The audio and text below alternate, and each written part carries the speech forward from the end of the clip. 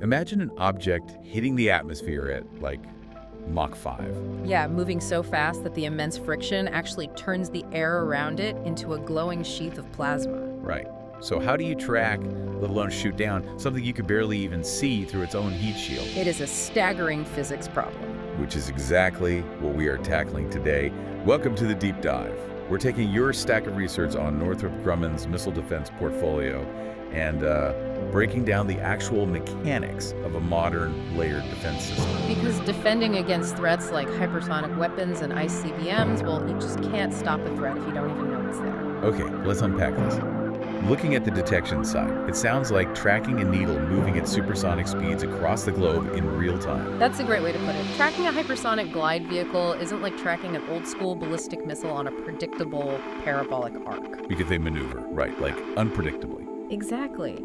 So to spot them, Northrop utilizes this highly complex web of space-based satellites and ground sensors.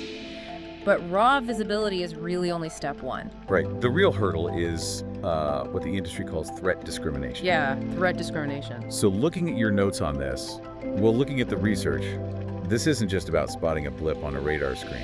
Yeah. It's more like trying to identify a specific car on a highway from space. While simultaneously figuring out if it's a decoy Wow. Okay. and, what kind of engine it has and exactly where it's going to turn next. All of that has to happen in milliseconds. So how do they actually pull that off? The sensors feed continuous telemetry through fused data analytics. They build a persistent track from the absolute moment of launch all the way to interception. Because if you lose that track in the plasma trail or get fooled by a decoy, you just lose the They target. lose it entirely. Okay, but here's where my head kind of spins looking at this. We have satellites, ground radars, naval ships, all beaming threat data simultaneously. It's a massive amount of incoming data. Right, so my initial assumption was just, well, more data equals better defense. But practically, wouldn't that massive influx just cause absolute information overload? Oh, absolutely. What's fascinating here is the integration piece. You'd completely overwhelm a human operator without a system like Northrop's Integrated Battle Command System. IBCS, right? Right, IBCS. Working alongside their Gator ground radars. It's an open architecture command and control system. So is IBCS basically acting as an automated bouncer here? Mhm. Like deciding which radar blips actually matter so military commanders don't just freeze up? The automated bouncer analogy is spot on. It essentially takes all that fragmented, overlapping data from different sensors and stitches it into a single unified picture. Oh, so it mathematically filters out the noise. Exactly. It resolves duplicate radar tracks and gives commanders clear, actionable targets.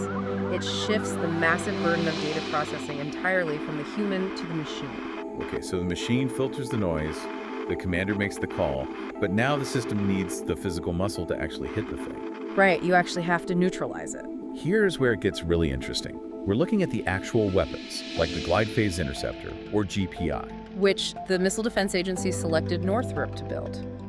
Specifically to take out hypersonics while they are still gliding through the upper atmosphere. And looking at the propulsion tech required for this, I found a really surprising historical detail in your sources. American military propulsion actually stretches all the way back to the Wright brothers building a 6-cylinder engine. It is wild to think about, but obviously a piston engine isn't catching a hypersonic missile. Right. If we connect this to the bigger picture, the evolution of that propulsion is what's critical. To catch a hypersonic vehicle, you need a weapon that can maneuver just as aggressively in the thin upper atmosphere. Which requires highly advanced solid rocket motors. Yes.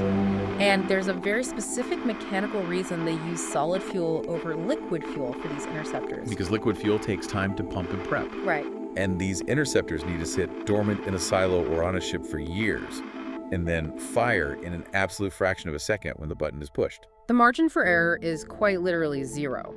Solid rocket motors provide that instant, reliable thrust.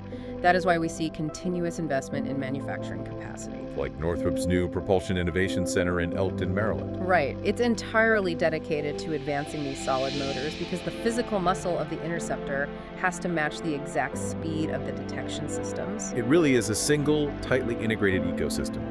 You need the space sensors to spot the spark, the IBCS brain to automatically filter the data storm, and the solid fuel interceptors to physically neutralize the threat.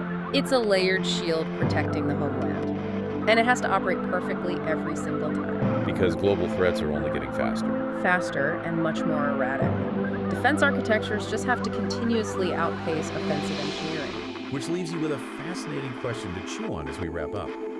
If our layered defense systems are now becoming capable of computing and intercepting incredibly unpredictable hypersonic glide vehicles, how will the next generation of offensive weapons evolve to try and break through a shield that learns and adapts in real time?